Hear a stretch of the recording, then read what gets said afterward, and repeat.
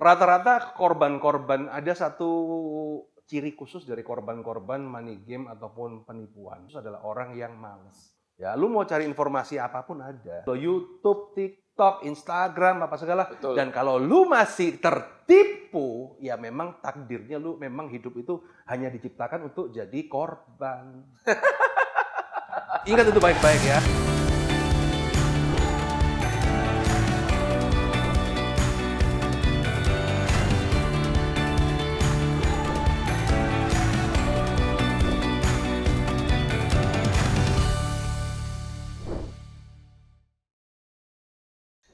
Balik lagi bersama gua Martin Carter di Ngobrol Tren. Kali ini kita kedatangan tamu yang sangat luar biasa ya. Nah, beliau adalah seorang pakar kartu kredit ya. Dan kemarin juga beliau sempat terjun di dunia boxing nih ceritanya ya. Dan beliau sempat menang nih. Gua datang lihat waktu itu ya. Nggak berlama-lama lagi, kita lihat siapa dia. Ini dia. Mr. Roy Sakti. Halo. Selamat datang ya. Siap. Thank you for coming. Jadi, Thank you sama-sama. Ini luar biasa, kemarin sempat tanding ya sama Sugimitro dan ya the winner. Bisa aja lu. Nah, tapi di episode kali ini gua nggak mau bahas tentang boxingnya. Ya. Gua juga mungkin nggak akan bahas tentang untuk kartu kreditnya. Ada apa-apa ya. Cuma gua kepingin tahu nih, dari seorang pakar kartu kredit, kenapa kok bisa tiba-tiba kalau gue lihat di sosmed nih ya, bahasan kan, money game ya, bahas money game, bahas scam MLM, dan lain-lain ya. scam dan sebagainya. Nah ini kan agak sedikit berbeda nih. Iya. Kalau boleh tahu itu gimana ya bro ceritanya? Jadi sebenarnya dibilang berbeda sih enggak, karena kan gue tuh ngajarin orang kan bagaimana dia itu menjadikan kartu kredit sebagai modal bisnis. Yes. Yang which is adalah member-member gue juga member-member MLM juga salah satunya, semua bisnis. Okay. Gue tuh ngajarin orang, lu kalau nggak punya duit nih lo bisa pakai kartu kredit, lu mau join bisnis MLM apapun is okay. Ya. Artinya kan ketika dia nggak punya modal, dia belajar ke gue, dia punya modal, dia doing business. Ya. Nah problemnya kan sometimes they do right, sometimes they do wrong. Nah ketika bisnisnya mulai bermasalah kan curhatnya ke gua. Gua kan udah tahun dari 2010 sampai 2024, 14 tahun gua ngajar. Wow. Ya. Dan dari cerita-cerita dari member-member gua ini kan artinya dari tahu ini kan polanya sama aja ini kan. Money game itu polanya kayak begini, ini istilahnya MLM yang bener kayak begini. Dan ini kejadian itu sebenarnya bukan hal yang baru. Mungkin teknologinya adalah baru, tapi polanya itu always the same. Di mana mereka menggunakan flexing dan kemudian titip dana. Intinya kan semua money game itu kan intinya kan titip dana kan. Naruh duit titip dana, kemudian duitnya itu berkembang jadi cuan. Yep. Nah, dari situlah karena berulang-ulang, ya akhirnya kan kita hafal dong. Ya kayak ibaratnya kejadian berulang-ulang, makanya kita bisa memprediksi. Okay. Nah, ketika gua speak up, ya banyak pihak terutama yang tersangkut bisnisnya kan berontak juga kan. Wah, ini lu jelekin bisnis orang, segala. Tapi kan gua tuh basicnya fighter gitu loh. Kalau dilawan makin jadi. Nah, akhirnya kok seru juga ya ini ya. Kayak bertempur dengan kayak kita menjadi Avenger di dunia nyata gitu kan. Ya akhirnya keterusan seperti Berkelanjutan itu. Ya. Berkelanjutan. Jadi kalau ditanya apakah hobi sih gitu kan. Nah, jadi itu pengalaman dari situ. Okay. Nah, sebenarnya kan pertanyaannya apakah semua MLM jelek? Ya enggak ya kan, ada yang bagus, ada yang jelek. Ya kan kita harus clear di awal. Enggak semua MLM is bullshit, walaupun yang nyebelin banyak. Cuman kadang-kadang kan hanya gara-gara 1-2 orang ini memperburuk citra MLM, padahal it's just business. Ya sama aja. Apakah semua polisi Indonesia jelek? Ya enggak, ya ada yang bagus, itu oknum gitu kan. Setuju. Cuman kan kadang-kadang yang oknum ini kan tereksposur terus. Akhirnya yang membuat keseluruhan ini menjadi masalah. Jadi ceritanya bro ini mau kayak ikut cawe-cawe lah ya bahasanya ya. Ngurusin juga tentang money game, scam dan sebagainya. Bukan begitu, karena gini. Karena mereka kalau dikasih tahu nyeyel sih. Kan gemes juga kan. Oke. Nah, mereka dikasih tahu ini loh kayak gini skema apa segalanya nyeyel, malah nyolot. Sok minter. Ya nyolot ya hajar terus selama yang kita pakai data mah hajar terus gitu loh. Nah, Dan akhirnya kan banyak dari opponent ya kan, banyak dari yang hater-hater gue tuh sekarang jadi teman deket juga banyak sekarang. Ya from hater to lover lah, apa ya, to friendship ya. Nah seperti itu. Ya dan ketika di situ kan kalau gue cuman membahas masalah kartu kredit kan ya cuman konotasinya kan utang apa segala. Padahal gue itu sebenarnya ngajarin orang tuh bagaimana lu mempunyai dana cadangan, buatlah kartu kredit itu sebagai dana cadangan. Jadi ketika lu bisnis apa-apa, ketika lu keluar dari jalur lu masih ada. Ya kayak contoh lu member trend ya kan, lu kalau punya kartu kredit 1 miliar nganggur nggak diapa-apain ya, kalau terjadi apa-apa itu kan mikirnya masih enak gitu loh. Karena kebanyakan orang Indonesia itu strategi bisnisnya salah, karena apa? Strategi bisnisnya cuma reaktif, bereaksi. Bermasalah baru cari solusi, bermasalah baru cari solusi. Nah harusnya kan kita ini kan mengantisipasi. Betul. Gitu kan? Kita memang sekarang nggak ada masalah, tapi kan kita harus mempunyai plan. If something wrong with this business, with a life, ya kan? Just in case lah ya. Just in case. Ya, lu punya backup plan nggak? Ya, gitu loh. setuju, Kalau lu punya duit, lu punya deposito, is okay. Tapi kan tidak semua orang mempunyai privilege seperti itu. Nah, bagaimana caranya mereka mempunyai backup plan, tapi ketika dia tidak mempunyai aset ataupun bisnis, atau mungkin duitnya di aset yang sifatnya properti apa segala. Salah satu backup plan terbaik ya di kartu kredit. Karena you punya kartu kredit 1 miliar, gue punya 2 miliar. Gue nggak pakai, gue nggak kena apa-apa kok. Nah, kadang-kadang member-member gue kadang-kadang ya kan dia pakai kartu kredit buat apa? Nutup poin. Banyak kejadian begitu tuh. Nah, kalau dunia MLM ya. Oh ini kurang nih tutup. Ya udah hajar dulu deh. Nah, kadang-kadang juga gini. Ini yang dilakukan sama bini gue ya kan. Sometimes kan di nggak tahu ya di tren apakah ada.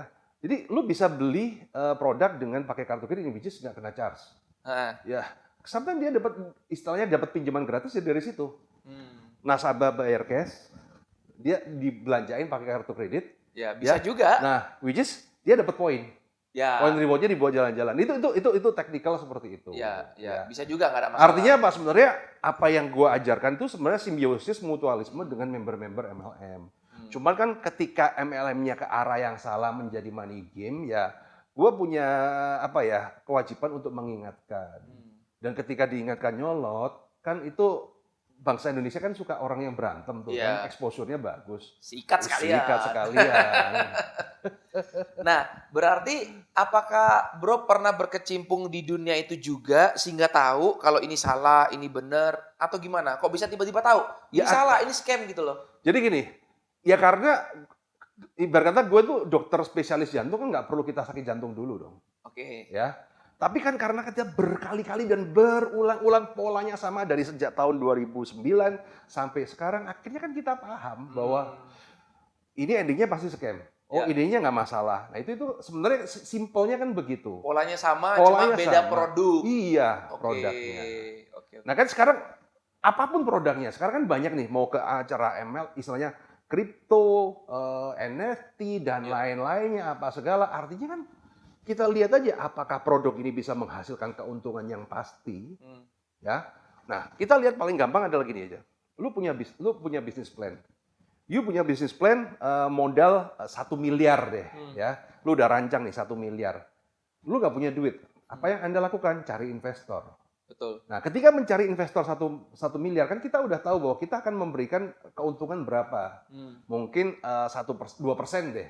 Berarti setiap kita cari modal 1 miliar, tiap bulan kita ngeluarin 20 juta. Kan kita udah setting apa ya? Udah setting budget tightly ya. Nah, pertanyaannya kalau investornya jadi 2 miliar, lu harus keluar budget ke investor berapa? Ya 40 juta. 3 miliar 60 juta. Betul. Pertanyaannya, apakah bisnis lu bisa mencari, istilahnya, lu cuma kebutuhan 1 miliar, lu nyari 3 miliar. Nah pertanyaannya, apakah bisnis lu bisa bayar keuntungan Anda dari yang tiba-tiba 3 kali lipat? Dari situ aja udah kelihatan gitu loh. Kalau gua ada istilahnya di member gua ada satu bisnis yang gua istilahnya narik dana kan. Tapi gue cuma butuh 1 miliar cukup. Udah selesai. Enggak cari lagi gitu kan. Tapi kalau penggalangan dana itu yang unlimited. Nah pertanyaannya kan ngasih duit ke lo itu kan duitnya dari mana? Betul. Nggak mungkin dari bisnis doubling bisnis dalam waktu bulan itu kan almost impossible kan. Lu muterin 1 miliar tiba-tiba lu muterin 5 miliar dalam waktu bulanan. Nah lu harus bayar kewajiban ini dari mana? Akhirnya apa? ya dari member barulah yang digunakan untuk memberikan bonus. Duitnya orang diputar lah Iya, ya. akhirnya as simple as that gitu loh. Ya, Jadi kadang-kadang ketika melihat, kadang kita lihat ya produk-produk yang bisnis-bisnis itu kan seolah-olah kayak nggak ada masalah, nggak ada apa-apa. Ya nggak ada masalah ya, memang uangnya cuma muternya begitu doang. Coba lu beli mesin, beli apa, nggak bakal berani lah. Terima duit lebih itu dari kapasitas lu nggak bakal berani. Tapi kalau orang itu udah menerima penggalangan dana, semakin besar semakin bagus. Biasanya ciri-cirinya adalah kalau lu naruhnya makin besar, keuntungannya makin tinggi. Artinya kan dia mancing supaya semakin besar semakin bagus. betul. Dan bisa dibilang 95% itu money game lah.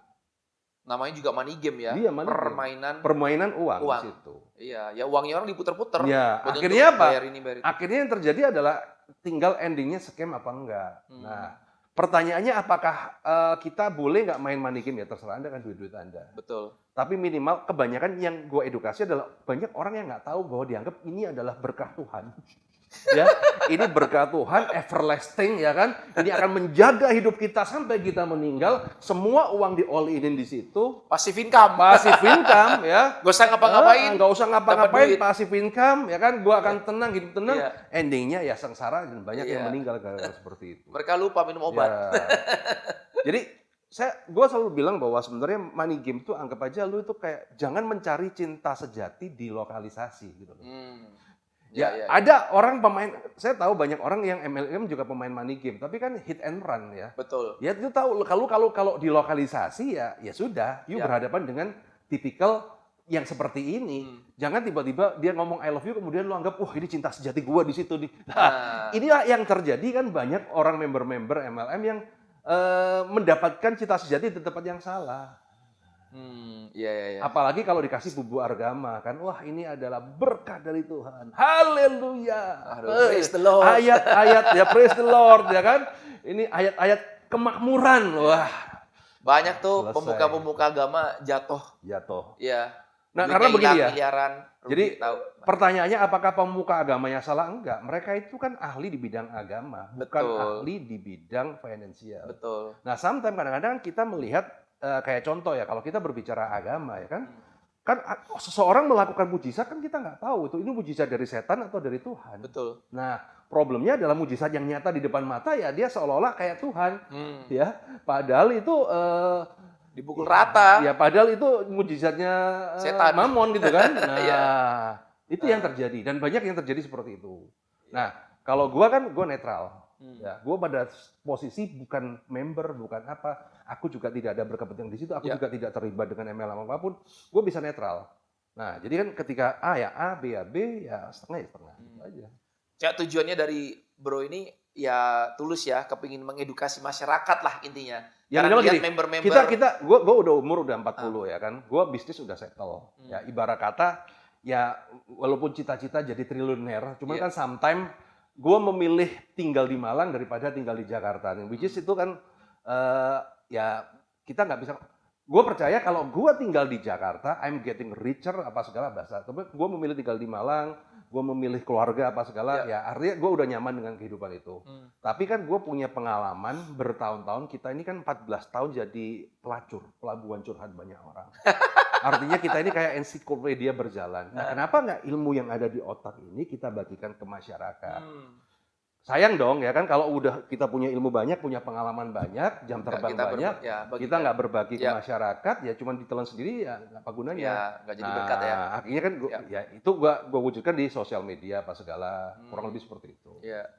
Terus dengan adanya banyak haters gitu, ya kan kayak gue lihat tuh orang komen-komen, ya kan terus ada yang kayak nuntut lah segala gitu. Itu gimana maksudnya? How do you feel gitu? Loh, haters itu algoritma. Semakin banyak haters, algoritmamu akan semakin bagus. Videomu akan semakin ditonton banyak orang. Nonton, Itulah yang dilakukan para selebgram yang flexing adalah dengan memang memancing untuk orang berkonflik di situ. Kalau lu cuma diam-diam aja, santai-santai aja, ya video lu paling yang lihat cuma 200 orang, 300 orang. Tapi lu udah kalau nyerang orang, flexing, apa segala, itu algoritmanya itu melonjak.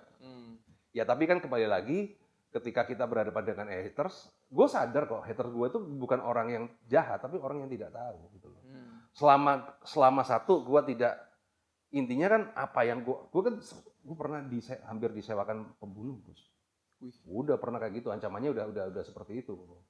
Kalau di DM kemudian didoain masuk neraka apa segala ya udah bosen lah kayak begitu kan. Nah, tapi kan sekali lagi kan, ketika kita berdiri di sisi kebenaran dan kita tidak ada korban ya. Kata kuncinya kan begini loh, kalau kita berbisnis kan kata kuncinya kan ada korban apa enggak gitu loh. Selama kita nggak ada korban, kita edukasi mah gaspol remblong lah. Ya. Orang mau ngulik saya dari sisi manapun aja, paling jelek-jeleknya ya kita sering mabok, minum gitu aja sih. Makanya kemarin pas gue sempat mau jadi nyalon politik kan, mau terjun politik kan. Ya, begitu gue mau ngomong terjun politik, kira-kira tiba-tiba ini gak enak nih, Ya. Akhirnya gue mundur deh. Ya. Masih banyak ininya lah ya. Iya. Problemnya kalau bener-benernya lah. Karena gini, kalau kita udah berbicara politik, ada hal yang biasa kita lakukan dan fine menjadi not fine gitu loh. Betul. Ya lu kemarin ngajak gitu ke opening club gitu kan. Ya kalau kita politik kemudian kita mempunyai jabatan, nggak bisa. Mati lah ya. Gue kemarin ada opening di klub ya kan, gue joget-joget, gue mabok apa segala. Kan kita pengusaha bebas, bos. Betul. Ya. Nah tapi kalau kita sebagai jabatan politisi nggak bisa. Nah, gue pikir lagi, ketika gue menjabat ada kebebasan yang terenggut, kok nggak worth it sekali sih. Bentar lah. Gue setuju sih dengan kebenaran ya, karena dulu di awal-awal di tahun pertama di Trend itu ada beberapa member yang ikut robot trading. Iya. Dan beberapa orang ini bisa dibilang kayak teman dekat lah ya, teman dekat, dia jadi top leader dan ya ngerusak jaringan lah pokoknya. Pasti. Lah. Dia pindah ke sana ya kan, dia ngiming-ngimingin downline-nya di bawahnya untuk pindah ke sana. Dan jujur karena gue berdasarkan kebenaran ya gue nggak takut untuk ngeluarin mereka. Akhirnya kita blacklist mereka.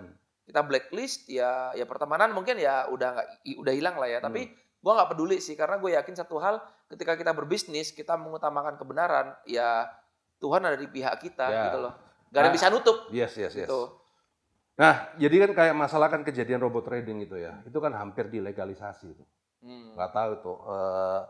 Kok bisa sampai hampir dilegalisasi itu seperti apa itu. Untung meletus duluan tuh. Itu gila sih. Ya, itu untung meletus duluan. Kalau enggak itu sama Kemendak udah dilegalisasi itu. Iya. Karena cuannya banyak. Mereka nggak tahu bahwa di ending dari cuan itu akan terjadi huge problem, itu nggak tahu. Untungnya meletus duluan.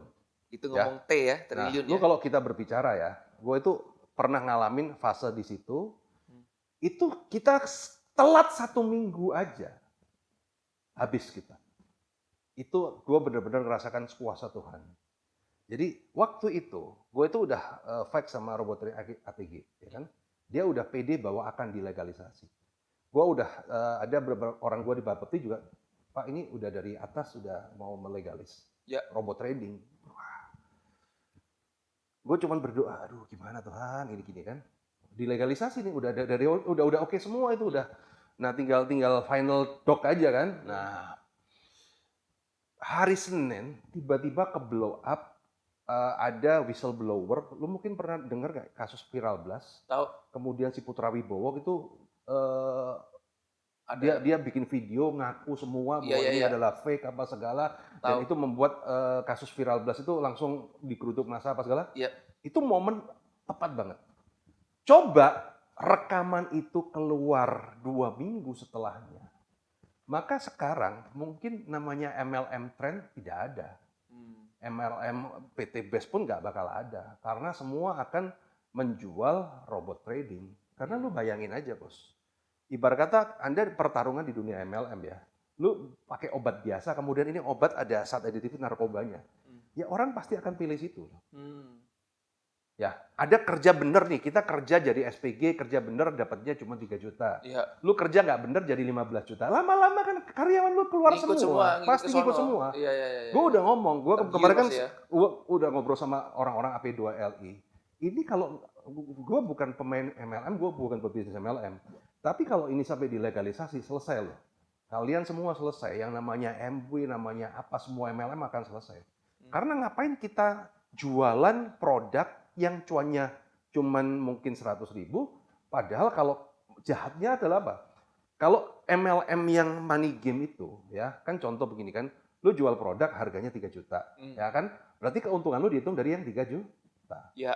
Nah, problemnya kan money game itu menjadi besar, lu jual produknya memang 3 juta, tapi kemudian ada orang depo yang ratusan juta, bahkan miliaran, dan lu mendapatkan keuntungan bukan dari yang 3 juta ini, lu mendapatkan keuntungan dari orang depo yang miliaran ini lu dapat 10%. Apa enggak? Ya pasti miliki semua Income-nya lah. kan Iya, kan? Iya. Lu Paham. biasanya di tren cuma dapat sekian, tiba-tiba itu dapatnya sekian lah kan, deponya beda. Nah itu yang sangat berbahaya ya. Untungnya itu keluar. Kalau nggak keluar, gue nggak tahu mau jadi apa itu. Habis itu. Ya itulah yang namanya alam semesta istilahnya membantu lah. Ya tapi untungnya sekarang kan dari Kemendak juga udah sadar, Bapepti juga sadar. Jadi dari AP2LI, APLI juga sudah mulai sadar bahwa itu hal yang salah. Ya bagus lah gitu loh. Itu jadi pelajaran dan mungkin nanti kan badai pasti akan berlalu dan akan hadir badai berikutnya yang lebih besar lagi. Nah kita lihat aja badai apa gitu. Nah ini gue lihat di sosmed lu kan kemarin muncul ini ada ini lagi, ada ini lagi, ada ini lagi. Kok bisa lu tahu tuh dari mana bro? Ada orang jadi sekarang begini ya, jadi gini, dunia money game itu terbagi atas dua. Ada high end, ada yang menengah ke atas, ada yang menengah ke bawah. Ya ada yang ecek-ecek, ada yang gede. Robot trading itu yang premium lah ya, menengah ke atas. Ya, yang menengah ke bawah itu ada aplikasi-aplikasi money game asal Kamboja. Yaitu asal Kamboja yang mengoperasikan orang Cina-Cina daratan. Mereka ini bergonta-ganti aplikasi. Mereka mainnya memang segmennya di menengah ke bawah. Orang-orang di desa-desa, di mana gitu kan. Itu sebulan itu bisa untung 200%, 100%, Bos. Wow. Kalau robot trading kan sebulan 10% apa segala ya. Kalau ini sebulan bisa 100%. Tapi ya lifetime-nya cuma 3 bulan, mati sekian. Ganti lagi, kedoknya macam-macam gitu loh. Orang-orangnya itu Nah, aja. sekarang kedok yang terbaru yang lagi ngetren adalah kedok seolah-olah jadi bukan money game tapi aplikasi kerja bodong. Itu kayak gimana? Jadi lu di sana lu nanti dikasih tugas untuk ceritanya ya, narasinya. Narasi yang dibikin adalah lu jadi agensi, lu dikasih tugas untuk naikin rating dari Facebook ataupun YouTube ada punya seseorang gitu loh. Dikasih asal lu tinggal klik subscribe, tinggal komen, nanti lu dapat duit. Nah, itu tingkat pertama gratis lu dapat duit. Nah, nanti lu mau tingkatan berikutnya, tingkat kedua, lu bayar deposit. Lu naruh duit, nanti lu dapat tugas, nanti duitnya lebih besar. Terus sampai bertingkat begitu. Dan itu ditawarkan secara MLM dan mereka itu para scammer ini apa ya? Mereka ini mendorong orang-orang untuk lu bikin kantor, bikin office. Nah, supaya orang percaya dan mereka itu mendompleng. Jadi gini, ada perusahaan nih misalnya di Inggris ada perusahaan Barclay gitu kan. Ya, dia bikin perusahaannya Barclay, tapi tanpa seizin Barclay dari pusat. Lu pernah lihat Myers nggak? Kontainer Myers pernah nggak? Kopiannya ya. Oke. Jadi kontainer Myers itu kan ada kontainer Myers ya kan? Ada bikin ponzi perusahaan Myers, tapi nggak berafiliasi dengan Myers-nya. Dan orang-orang nggak tahu, dipikirnya ada berhubungan dengan yang pusat. Seolah-olah kayak begitu. Gitu loh. Cuman kadang-kadang dikasih tahu juga ngeyel. Jadi kan sok ngeminter ya. Ya sudah, kalau kita nggak bisa bina ya kita biarkan mereka untuk binasa. Gitu. Dan itu di Kamboja untuk yang tadi itu. Operasional servernya kebanyakan mostly Kamboja dan Myanmar. Tapi orang-orang Cina. Tapi operasinya ya di sini. Kenapa target marketnya di sini? Kenapa pilih di Indonesia ya? Kenapa nggak pilih negara-negara lain? Nah, kan Indonesia 250 juta orang. Ini kan sumber. Kenapa nggak di Cina sendiri? Gitu loh. Cina kan dilarang, Bos. Kayak gitu-gitu kan udah nggak boleh. Oh, jadi ini target empuk lah ya. Para penjahat-penjahat di Cina itu dia nggak bisa mengoperasikan di negeri Cina, akhirnya dia pindah ke third world country yaitu Kamboja, ya kan di Kamboja di situ dia bergabung. Di situ itu ada namanya scammer industri. Jadi yang bergabung satu kayak blok ya kan, kayak blok pergudangan gitu kan, yang isinya adalah bandar judi online, scammer apa segala. Itu satu komunitas di situ. Kenapa nggak diberantas ya sama? Karena ini duitnya kenceng crossbow ya kan, jadi duitnya kenceng. Oh, polisi juga udah kayak bahkan begini, lu kalau lihat ya, jadi akan ada 2 blok ya, Kamboja and Myanmar. Myanmar KK Park ya. KK Park itu dia dimasuk di perbatasan antara Myanmar dan Thailand, yang which is itu adalah daerah pemberontak. Nah, sekarang ini kan terjadi perang di Myanmar, bahkan pemberontak itu ada arah mau menang lawan junta Myanmar. Nah, pemberontak inilah yang melindungi dari scammer. Duitnya dari mana? Dari scammer ini. Dari ponzi scammer ini. Lu kalau mau pingin tahu lebih jelas detail ini, lu cari di YouTube film namanya No More Bets. Nomor bet. Ya, itu kurang lebih industrinya seperti itu. Jadi itu industri scammer, judi, kripto, itu ya satu geng itu. Ngeri ya. Ya, atau mungkin lu lihat Beekeeper, lu nonton nggak Beekeeper yang Belum. John Statham? Ya itu Oh, Beekeeper. ya Udah, Beekeeper. udah. Nah, Ya. ya, kurang lebih seperti itu. That's the Jason point. Statham. Oke, Iya. oke. Karena scam industri itu duitnya gede. Iya, ngeri tuh itu. Iya. Wih, ngeri ya. Hmm. Itu udah T ya Iya, ngomongnya ya. gede. Gila. Dan akan selalu ada korban. Karena apa? Bangsa Indonesia itu kan gampang ya. Dia tinggal diiming-iming flexing, pamer-pamer duit, masuk lah. Nggak tahu apa yang dia. Kita kalau edukasi yang bener aja, dianggap nipu. Iya. Ya, kayak contoh nih, gue bikin seminar kartu kredit, ya kan, gua seminar yang 150.000 aja udah dicaci maki kan. Wah, lu nyari duit 150.000. Loh, kita edukasi 150.000, lu bully, ya. Investasi bodong puluhan juta lu ikutin. Itu kan otaknya. Bodoh. Otaknya orang kan di mana gitu ya. Nah, wah lu bisa kaya. Nah, lu bayangin, kita bikin kelas 150.000 ya kan, mau kaya dari mana kita? Iklan Facebook Ads aja berapa gitu ya. Betul. Tapi lu kok bisa tahu, Bro? Ini tiba-tiba ini scam atau apa? Apakah karena lu follow kayak ada satu komunitas atau ini Mereka ini tahu, polanya sama, cuman ganti judul, Bos. Jadi template-nya sama semua, cuman gonta-ganti judul. Jadi kalau kita udah tahu, kalau ada yang namanya, gue istilahnya namanya tabel kematian. Pokoknya ciri-cirinya ada tabel kematian. Ya, tabel kematian adalah apa? Tingkatan. Semakin tingkatannya tinggi, lu deponya semakin besar, cuannya makin tinggi. Ini tadi yang gue bahas tadi kan. Pokoknya kalau ada sebuah perusahaan yang terima dana unlimited, semakin dia besar, dia memberikan return makin tinggi, maka itu udah money game. Ya udah pastilah. Karena kan beginilah ya, kita ngomong realita kita berbisnis. Ya. Kita bisnis modal 10 juta, kita jadi warung kopi di pinggir jalan, kita keuntungan 100%, 200% itu adalah hal yang lumrah. Ya, kita ngaduk gula kopi berapa jual ya. Wajar lah. Tapi kalau lu berbicara 1 miliar, 2 miliar, lu dapat keuntungan 10% udah bagus, Bos. Iya. Semakin besar modal yang keluar, pasti keuntungannya makin kecil. Kayak contoh, orang invest di hotel, itu keuntungannya makin kecil. Nggak ada ceritanya orang semakin modalnya makin besar, untungnya makin besar. That's money game lah. Iya. Ya karena kalau itu beneran ya semua bank tutup lah. Ya kalau itu beneran kan negara kita udah bebas dari utang. Iya. Kenapa nggak Bu Sri Cemplungin mulai aja masukin semua di situ. situ? Itu kan Betul. realita. Cuman problemnya adalah orang kita itu bebal. Iya. Lah kan gue tidak merugikan siapapun. Ya kan? Duit gua juga. Gue kan dapat ya memang. Ketika dia nggak pernah bergaul dengan banyak orang, tiba-tiba ada yang ngasih duit kan ya. Dia akan belain mati-matian dong. Ibarat kata gue nggak pernah kenal siapapun nih. Tiba-tiba lu datang ngasih duit, ya kan gue sembah dong. Iya. Kalau gue kan udah kenal jutaan orang gitu. Kita tahu, oh biasa kalau begini ada udang di balik bakwan nih. Itu berarti sama mereka di MLM kan ya, ininya ya, sistemnya ya.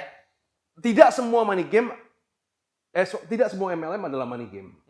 Tapi you must admit ya, the greatest tool of marketing itu MLM, Bos. Karena you nggak bisa ngiklan ya kan, dengan posisi dia investasi yang ilegal ya, kan menggalang dana itu kan harus ada izin OJK. Betul. Ketika lu tidak bisa berpromosi secara publik segala, maka marketing yang paling bagus adalah member get member. Iya. Mulut ke mulut lah. Mulut ke mulut. Nah, Okay. itu yang terjadi. Mau nggak mau ya, it's just a system gitu. Nah, problemnya sistem ini kan akhirnya kan diikutin banyak orang, rata-rata seperti itu. Dan akhirnya yang terimbas adalah dunia MLM sendiri. Ya itu sih kasihan. Makanya kan kalau di Indonesia banyak sekarang kan semua dikit MLM aja udah, wah ini ponzi, semua ponzi begitu kan. Ya nggak gitu juga. Cuman kan untuk mengedukasi seperti itu kan problemnya adalah yang mengedukasi itu nggak bisa orang MLM, Bos. Ya, harus orang MLM lu mau edukasi gitu lu nggak bakal lihat, lu orang luar. Nah, gua itu kan posisi orang luar, gua bukan partisipan MLM apapun. Tapi gua netral gitu loh. Jadi bukan berarti kalau gua bahas itu selalu jelek, enggak. Kemarin gua bahas Timothy Ronald, gua fair loh. Kalau dia memang bagus ya bagus, jelek ya jelek. Gue paling anti dibilang jelek kemudian ngomong bagus ngomong jelek paling anti. Berapapun juga nggak mau. Iya.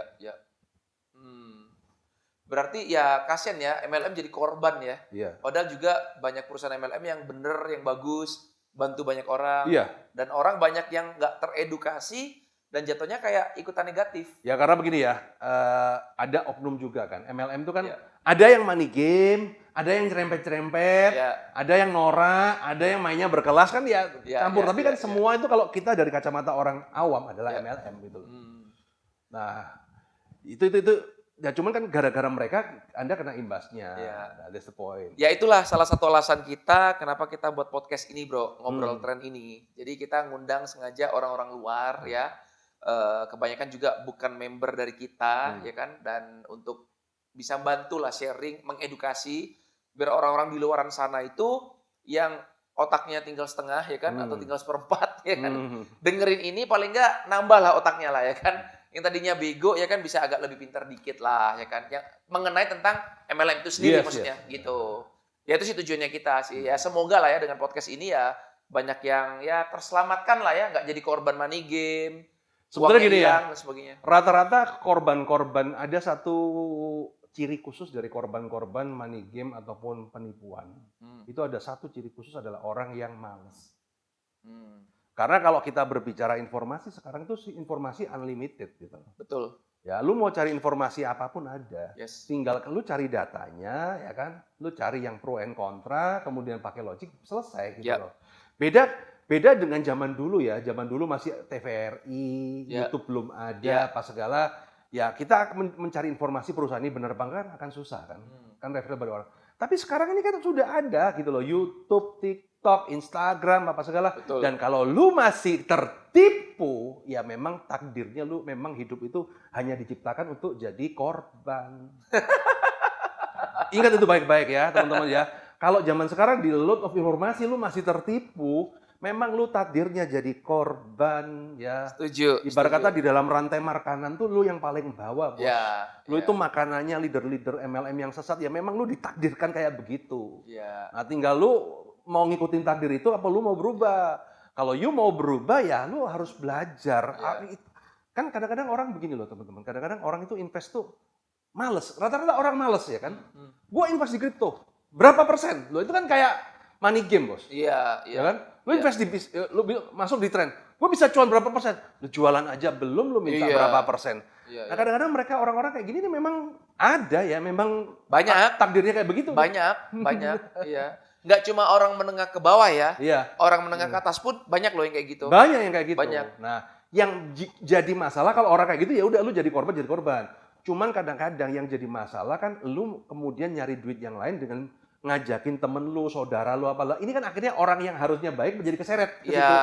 Itu yang gua sangat fake adalah apa? Ingat ya, yang paling berpotensi menipu Anda itu bukan orang luar. Ya, orang terdekat. Ya, orang terdekat dan saudara. Itu justru yang paling berpotensi. Kayak contoh, kita berbicara, ini kan audiensnya kan banyak kan orang MLM ya kan. Yang ngajakin lu robot trading apa segala kan pasti kalau nggak orang terdekat, saudara, betul. Bahkan di komsel, bahkan pendetanya ngajakin lah. Nah, itu yang terjadi. Itu yang kerusakannya itu katastrofik gitu loh kan, sangat ya. Lu main judi online, yang rusak paling lu ya. Tapi kalau lu ngajakin kayak Ponzi apa segala kan ngajakin ini kan bener-bener nggak ada ceritanya orang main judi online kemudian cari member, Bos. Betul. Nggak ada ya. Ya lu judi aja. Ya judi aja kan. Kayak kasino ya kan. Tapi kan kalau kita berbicara money game Ponzi ini kan nyari siapa. Ya di antara 10 orang dicari masa nggak ada satu yang lengah gitu kan. Iya. Gue pernah tuh waktu itu diundang sama orang di presentasi kan. Waktu itu robot trading zaman-zamannya waktu itu. Diundang terus dia bilang gini, ya biasa lah ya seperti bahasanya orang lain pada umumnya. Udah enak nih Pak, nggak usah kerja, nggak usah ngapa-ngapain. Pokoknya sebulan lu dapat berapa persen, bla bla bla gini. Gue cuma bilang gini doang, nggak kerja. Terus lu kayak gini nih, ngapain ini sekarang ini? Lu kan presentasi ke gue kan. Lu bilang ini nggak kerja, kerja bos gitu. There is no freelance gitu. Nah banyak orang tuh kemakan di situ gitu loh. Dan yang bahaya dan jahat gue ngomong adalah ketika Anda profesinya sebagai seorang motivator, kemudian menggiring begitu, kemudian lu bilang ini santai aja, lu masukin duit pensiun lu itu gila sih. Itu jahatnya jahat ya. Gue nggak ngomong orangnya siapa, tapi ngomong gue pernah mendengar ada itu. Ya? Ada yang seperti itu. Wow. Udah masukkan, Anda bikin masa tua santai, hidup tenang seperti saya, yang bisa liburan, apa segala. Udah masuk di sini aja, Anda akan mendapatkan passive income seperti saya dengan gaya yang berwibawa Iya, apa iya, iya, segala. iya. Wah, apa nggak banyak yang masuk gitu kan, Orang orang-orang percaya tua. kan. Iya, akhirnya kan Closing semua tuh. duit pensiunan ya closing semua. Nggak lama mati semua habis itu. Iya, akhirnya ya scam semua. Lu nggak sadar ya bahwa sistem seperti ini sudah membunuh ribuan nyawa. Banyak bunuh diri ya. Satu bunuh diri, kedua stres, penyakit, mati. Ya, Iya. ini udah korban ini banyak nyawa, teman-teman. Ya, jadi cuman kan nggak ke expose yang hal-hal seperti nggak ke expose. Gua kan kemarin kan bantuin robot trading ya, korban robot trading kayak di Net89, ATG apa segala. Banyak sekali yang, Pak, gue mau ngeklaim ini Pak, tapi punya papa gue mati. Dia cerita kan, gara-gara kayak gini dia nge-stres, stroke, mati apa segala. Itu nggak satu dua, itu nyawanya itu banyak.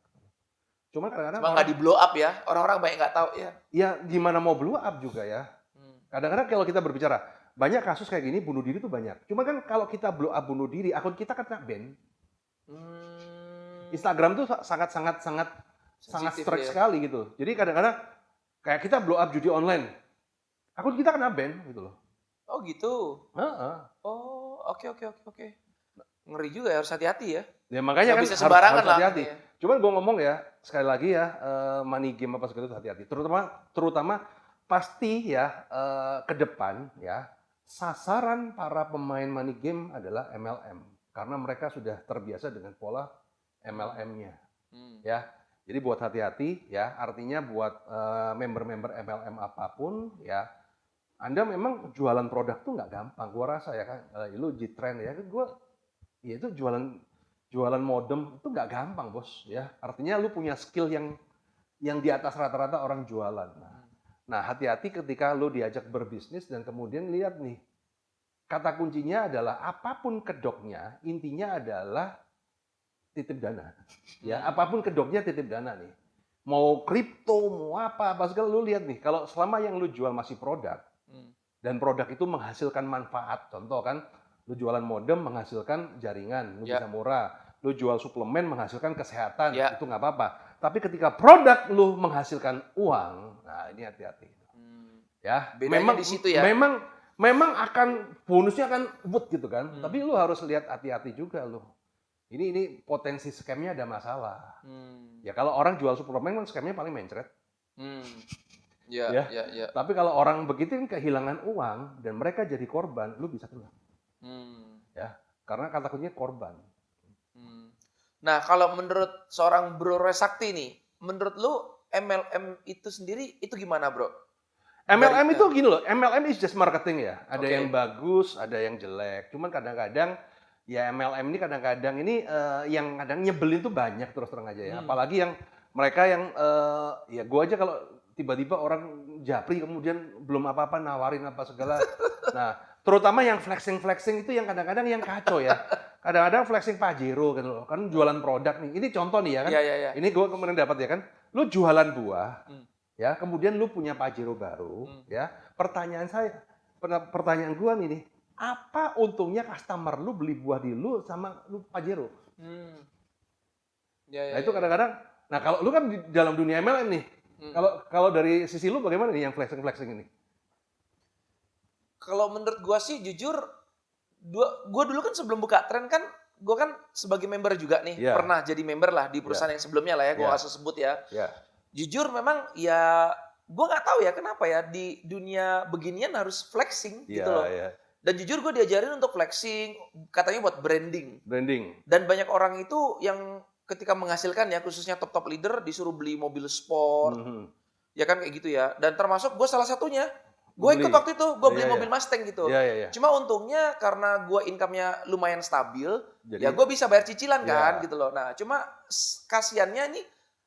Ada banyak beberapa top leader beli Ferrari, beli Porsche dan lain sebagainya, berapa bulan kemudian dijual lagi bos, karena nggak bisa bayar cicilannya, karena income-nya nggak stabil, kayak gitu loh. Nah ini kan kayak didoktrin, kayak di brainwash, lu harus gini gitu.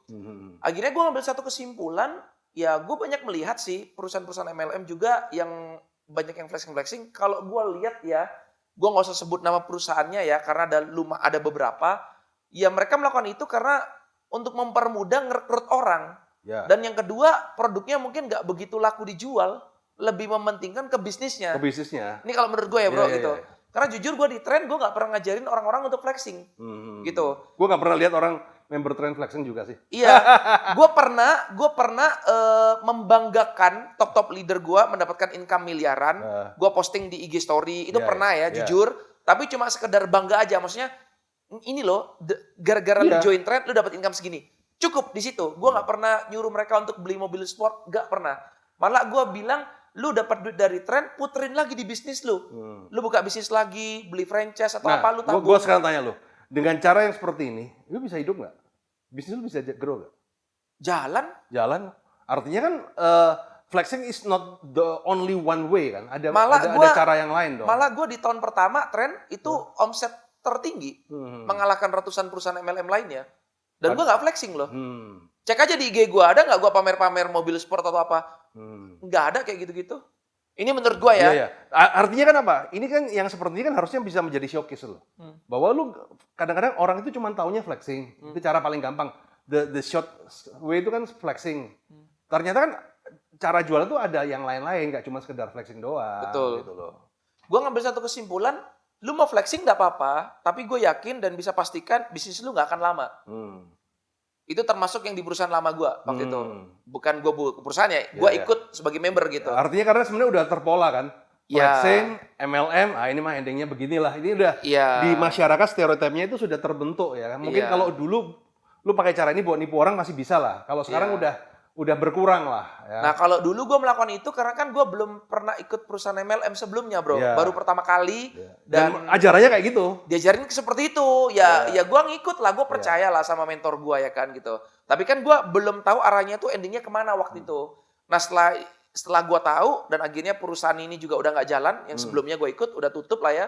Ya pas gue buka perusahaan sendiri, gue nggak mau terjadi kayak yang lalu gitu loh. Ya gue perbaiki lah. Jadi ada hal-hal yang baik gue lakukan, gue ikutin, gue tiru. Ada hal-hal yang nggak baik yang istilahnya itu kayak jangka pendek, gue nggak ikutin. Ngapain? Karena gue buka tren ini kan untuk jangka panjang bos, bukan jangka pendek. Itu sih. Ya itu jadi kembali kepada mindset-nya masing-masing kan. Dari niatnya masing-masing. Cuman kan kadang-kadang di dalam dunia MLM ini kan kadang-kadang yang nipu sama yang benar tuh nggak tahu bedanya mana. Itu dia. Makanya itu, menurut lu gimana nih bro? Maksudnya ini kan banyak orang awam nih yang nonton, banyak orang yang mungkin baru mau ikut ya kan, atau sudah ikut tapi ya mereka nggak ndalemin kayak kita. Jadi gini. Bedanya gimana sih bro? Untuk meminimais lah korban, gimana? Jadi sebenarnya kan kata kuncinya adalah bagaimana kita itu meningkatkan potensi dari diri kita. Kenapa orang flexing mobil? Ya karena dia nggak pede sama dirinya sendiri. Ya kenapa kita nggak flexing? Karena kita udah pede dengan diri kita sendiri gitu loh. Kadang-kadang kan kayak contoh kita berbicara yang dari sisi kenapa anak muda sekarang itu kalau pamer ke ceweknya pamer mobil karena dia ngerasa nggak ganteng. Karena kalau dia ganteng, berkualitas, ya nggak usah mobil, ya kan cewek pun akan terikat itu. Betul. Cuman karena dia nggak ganteng, dia merasa nih nggak ganteng nih gua harus punya sesuatu yang bikin gua ganteng. Yang lebih ganteng. Mobilnya, artinya mobilnya gitu kan. Nah, Oke. itu yang terjadi. Jadi kalau Anda sebenarnya kan kembali lagi kalau gua berbicara adalah semua adalah kembali pada self esteem kita. Kita itu boleh flexing ya kan, tapi lebih baik kalau gua pribadi ya, lebih baik gua flexing otak gua daripada gua flexing barang-barang.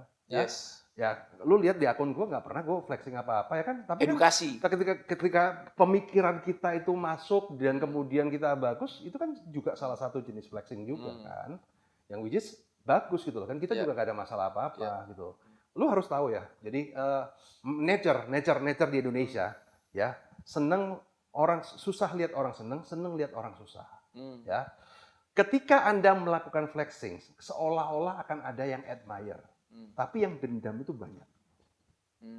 Lu melakukan flexing terus, apa yang melakukan orang-orang di bawah ini? Nungguin lu kepleset. Betul. Artinya apa? Ketika lu flexing, lu seperti berinvestasi. Investasi apa? Begitu lu scam, ya kan? Selesai. Itu akan dijadikan bulan-bulan, ini kan jadi kayak kasusnya si Indra Kent, kasusnya si robot trading apa segala kan? Ya mungkin ketika dia bagi-bagi duit apa segala nggak apa-apa kan, begitu lu kelihatan kayak wah ini yang seneng gue banyak. Kadang-kadang mereka yang minta-minta handphone apa segala itu ya, kalau lu jatuh, mereka juga lah yang sorak-sorak senang bos. Padahal mereka terima itu juga ya. Iya, iya udah gitu aja. Nyukurin Iya. ya. Kapok lu rasa. Lu pernah ada kasusnya ada orang yang maki-maki apa segala, kasih lu mau enggak gua transferin duit, oh langsung terima kasih kok. Iya. Jadi hati-hati ya. Karena begini, apalagi kalau kita berbicara dengan kondisi negara ini. Sekarang ini kan kondisinya nggak jelas ya. Ya. Ini mau jadi Indonesia makin maju atau makin rusak kan kita nggak jelas. Ya. Kalau gue lihat sekarang ini adalah bukan saat yang tepat Anda untuk flexing. Karena ekonomi sekarang dolar udah. Ini udah Ngeri, arahnya itu naik kan terus. udah Ya. 2098 itu kan tinggal kalau pemerintahnya flop akan terjadi itu kan, Ya, kan dolarnya udah kayak begini apa segala.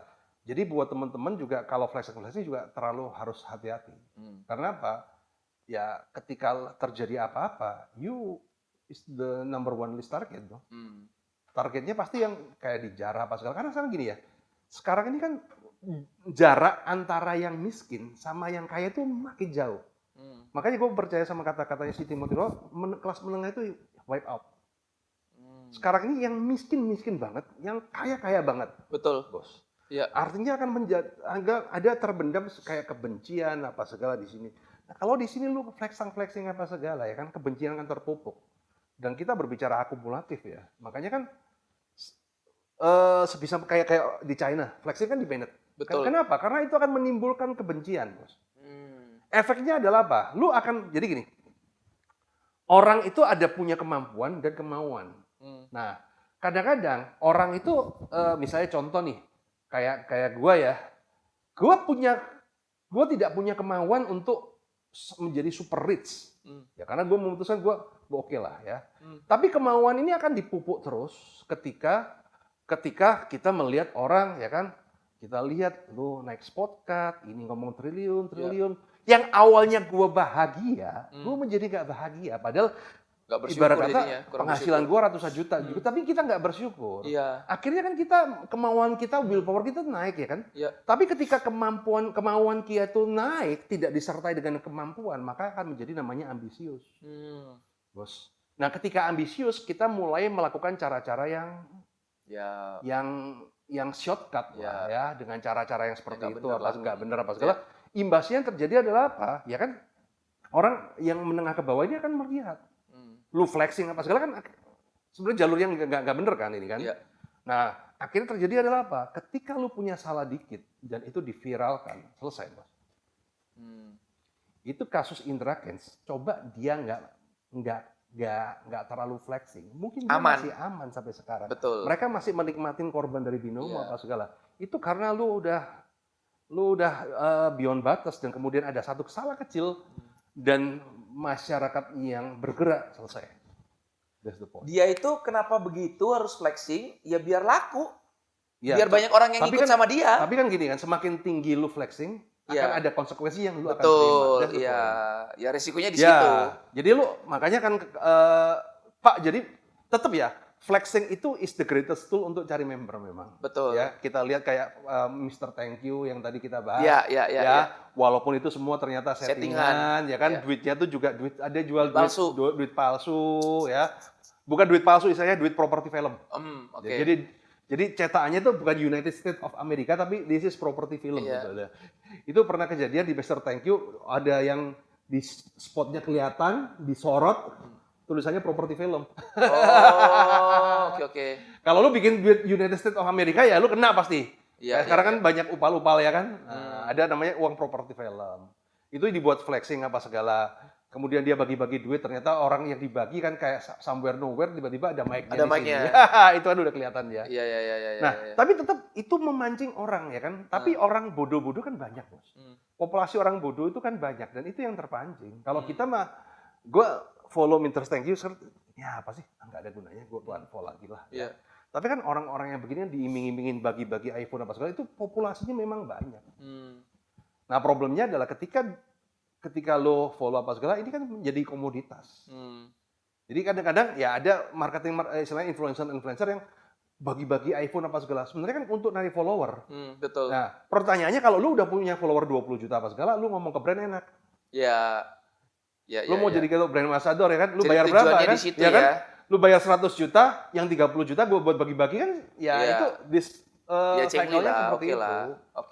Oke. Nah, tinggal ya life is a choice. Butuh di Ya, endorse lu lah ya. mau chase yang mana gitu. Jadi cari follower tinggi Iya. biar dapat endorsan banyak. Iya. Dia kerjanya di situ ya.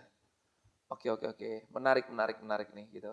Nah, Bro, ada ini nggak? Ada kiat-kiat, ada tips nggak buat teman-teman ya kan yang dengerin ini? Maksudnya ya biar mereka tuh lebih waspada, lebih teliti ke depannya. Jadi gini, gue selalu memberikan tips pada teman.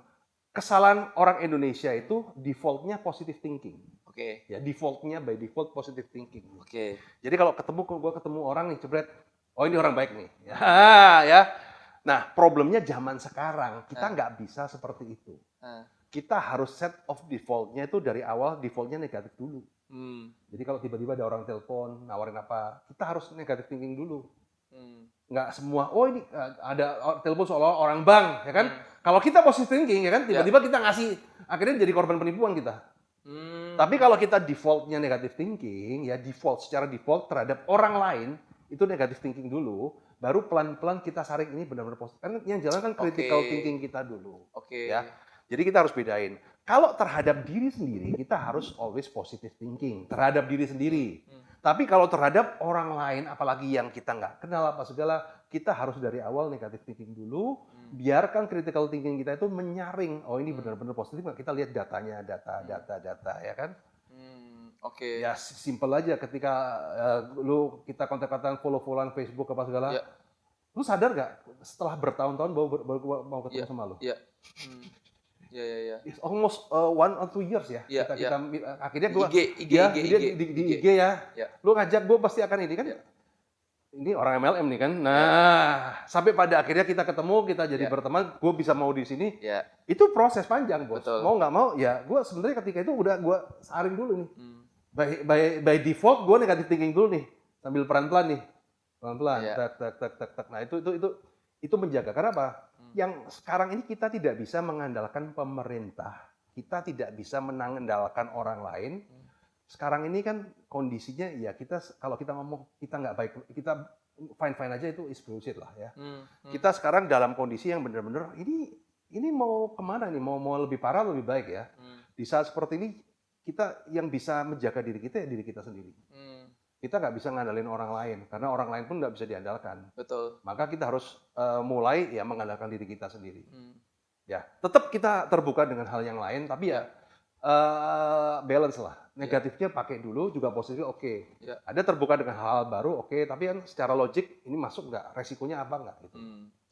Jujur sih kita punya harapan nih dengan adanya podcast ini, kita pingin ya ini masyarakat teredukasi lebih baik lah ke depannya. Kita juga berharap gua nggak tahu nih ini possible atau enggak ya untuk bisa ya yang money game scam ini nyah lah jauh-jauh dari negara Indonesia gitu loh. Nah, kalau menurut lu gimana, Bro? Maksudnya selama hukumnya seperti sekarang nggak bakal. Nggak mungkin ya? Nggak mungkin, pasti akan ada terus. Akan ada lagi. Kenapa? Kejahatan money game itu kejahatan yang luar biasa. Selama pemerintah tidak membuat aturan khusus itu nggak bisa. Karena kejahatan money game itu kayak polanya kayak bom bunuh diri. Kejahatan finansial selalu dijerat pasal penipuan, berita bohong apa segala. Tapi kan kata kuncinya kan mereka harus ada korban dulu. Iya. Nah sama pasal bom bunuh diri ya kan. Kalau pakai pasal kejahatan KUHP pidana biasa harus ada korban dulu. Ya begitu dia bom bunuh diri meletus, ya korbannya udah banyak, pelakunya udah mati. Nah artinya apa? Akhirnya kan di bom bunuh diri itu kan ada namanya Detasemen 88 yang mempunyai aturan khusus. Ya. Dia boleh menangkap sebelum orang itu melakukan tanda-tanda. Nah, money game sebelum scam tidak ada satupun orang korban. Betul kan? Betul. Everybody itu penikmat, mulai Ya, dari happy member, lah leader, semuanya. happy semua. Ya. Makanya kan gue diserang nih kan. Gue baik-baik, gue udah terima cuan. Ya. Karena belum scam. Ya. Anda sadar nggak? Ketika saya mengedukasi orang masih lancar ya kan, itu kita ini sebenarnya kayak kita tuh nyawa kita tuh setengah di hidup bebas, setengah di penjara loh, Bos. Kita tuh memprediksi sesuatu yang nggak pasti. Iya kalau jalan, kalau jalan kita bisa kena. Kena, betul. Kita kena. Resiko gue itu sebenarnya besar sekali, ya. Ya tapi kalau aturannya kayak begini ya akan ada terus. Hmm. Kurang lebih seperti itu. Harus ada kalau di Amerika kan ada SEC kan. Ada SEC. Sebenarnya kan sudah ada namanya Satgas Waspada Investasi. Cuman kan zong juga, Bos. Iya. Malah jadi oknum juga. Sekarang ini yang terjadi adalah regulator yang harusnya menjaga Malah itu ikutan menjadi main juga. menikmatin juga. Penikmat lah, bukan pemain lah, penikmat. Iya.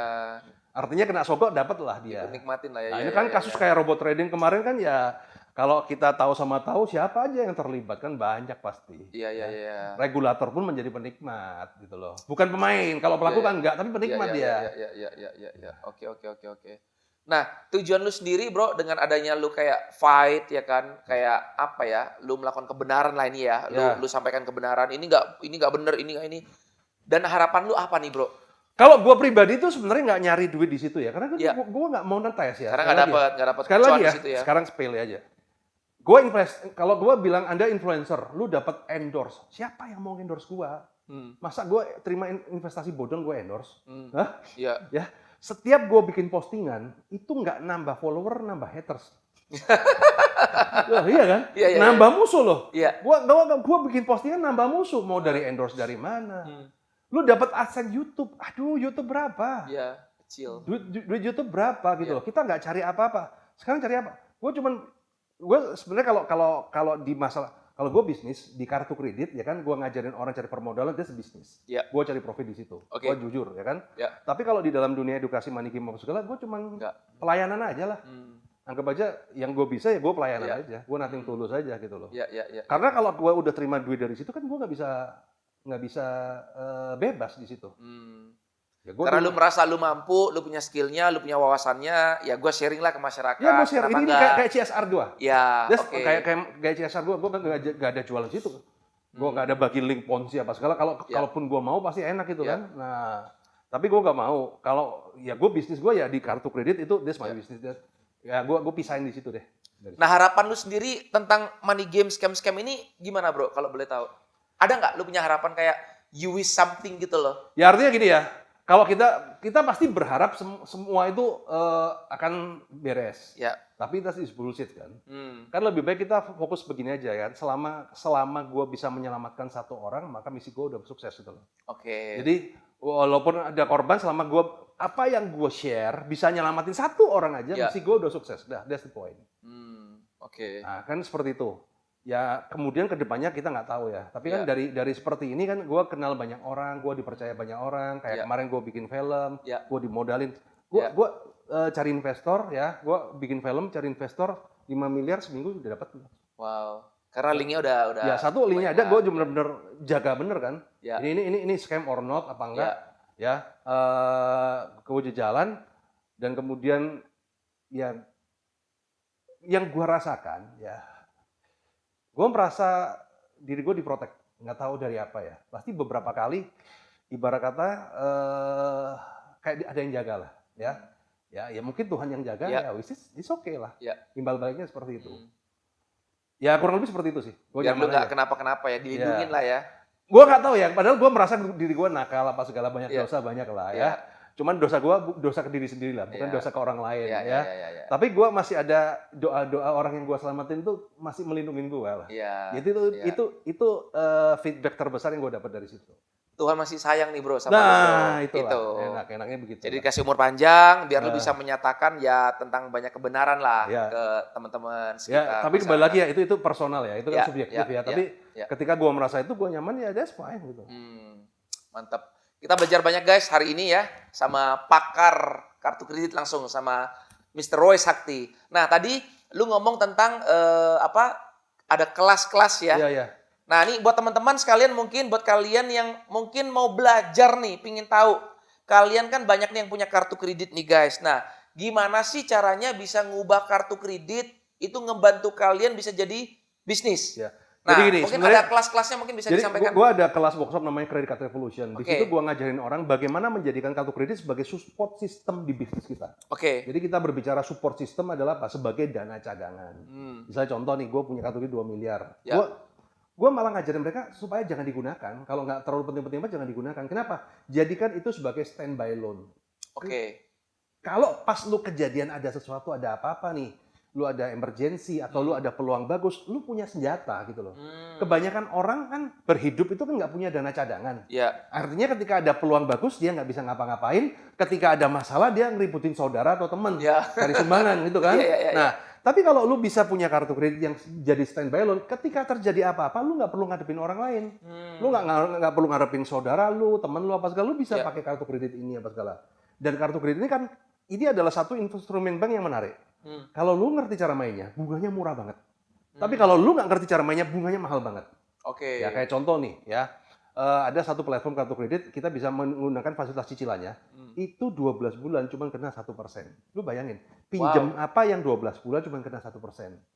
Wow. Nggak semua bank seperti itu. Tapi kan kalau lu bergabung di kelas, Ada tapi ya, ada bisa ya. hal-hal seperti itu ada. Dan ini sangat bisa dimanfaatkan baik lu itu sebagai pebisnis MLM ataupun non MLM, sangat terbantu. Gue banyak pengusaha-pengusaha kadang-kadang gini, kan ada kasus-kasus seperti ini.